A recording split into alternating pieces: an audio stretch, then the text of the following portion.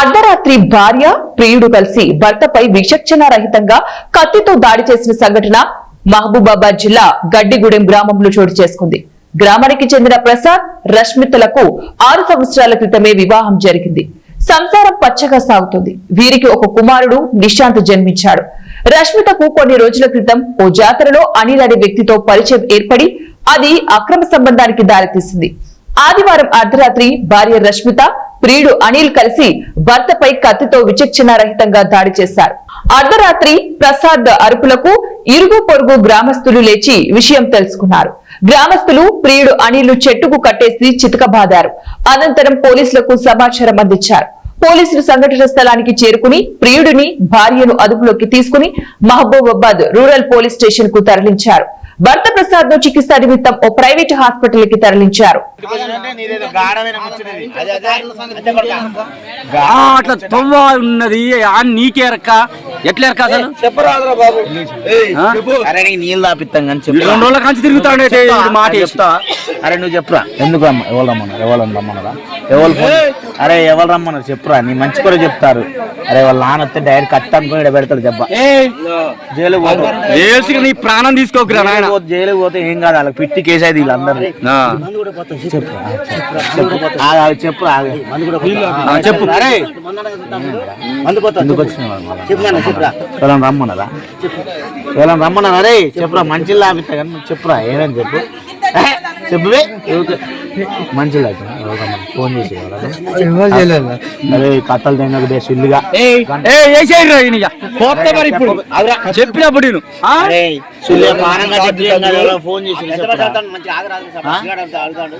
చేసి ఫోన్ చేసి వాళ్ళని చంపన్నారా లేదా నీకు ఉందా చెప్పురా సుల్లిగా చెప్పువే చెప్పు. మర్యాద అడిగినప్పుడు చెప్పాడు లంజోడుకు సంపూర్ణ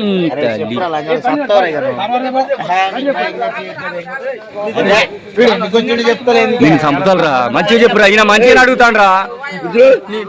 నీళ్ళ రమ్మన్నారా చెప్పురా, రమ్మన్నారు చెప్తే ఏమన్నారు వీళ్ళంత లేదు చంపుతారు. అరే ఎవరైనా ఫోన్ చేసి నిన్ను రమ్మన్నారు పలానా ఎవరైనా చేయన్నారా లేకపోతే నీ పేరు మేర ప్రసాద్, మా ఊరు గడ్డిగూడెం గ్రామం. నైటు నాకు గుర్తులోని ఒకడు వచ్చిండు. మా భార్యకు తెలిసి అక్రమ సంబంధం పెట్టుకొని నన్ను సవాదంగడానికి నైట్ 12:30కు వచ్చి కత్తితోటి ఎక్కడ పడితే అక్కడ కొట్టడం, రుద్దడం జరిగింది. ఎట్లా పరిచయం అయింది అన్న సంగతి మనకు తెలియదు. ఇది మొబైల్ ద్వారా అయిందా లేకపోతే ఇక వాళ్ళ అమ్మలు పోయినప్పుడు తెలుసా అది మనకు తెలియదు. వాళ్ళకి పాకాల కొత్తగూడెం అటు ఆ ఏరియా. వాళ్ళ అక్కకి బిడ్డ పుట్టిందని చూడడం కొరకు నిన్న సాయంత్రం 11 గంటలకు పోయింది. పొద్దుగాల సాయంత్రం 6-7 గంటలకు వచ్చింది. ఆమెతోటే వెనక బస్సులో వస్తుంటే వెనక బండి మీద ఫాలో అయ్యి వచ్చిండట. అదే చెప్పిందట. పట్టుకున్నారు, కొట్టాం, పోలీసులకు అప్పు చెప్పాం. బస్కి వచ్చిందని అంటే నా కొడుకు బండి వేసుకొని పోయిండు, తీసుకొని వస్తానని పోయిండు. 7 అన్నట్టు తీసుకొని వచ్చిందట. తీసుకొని వస్తే వీళ్ళని చూసుకుంటేనే వాడు వచ్చేసిండు.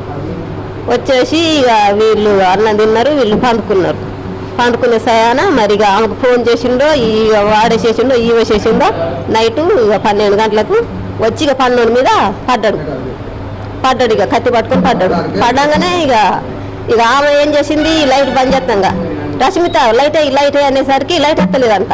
వేయకుండా వాడు మీద పడి ఇట్లా మెరకాయ పట్టిందంట, గల్ల పట్టిండు. ఆమె ఈయన మీదనే కలబడుతుందంట. అబ్బాయి ఇద్దరు నా మీద కలబడతారా అని లేచి ఇక అటోని ఇటోని కానీ లొల్లి పెట్టిండు.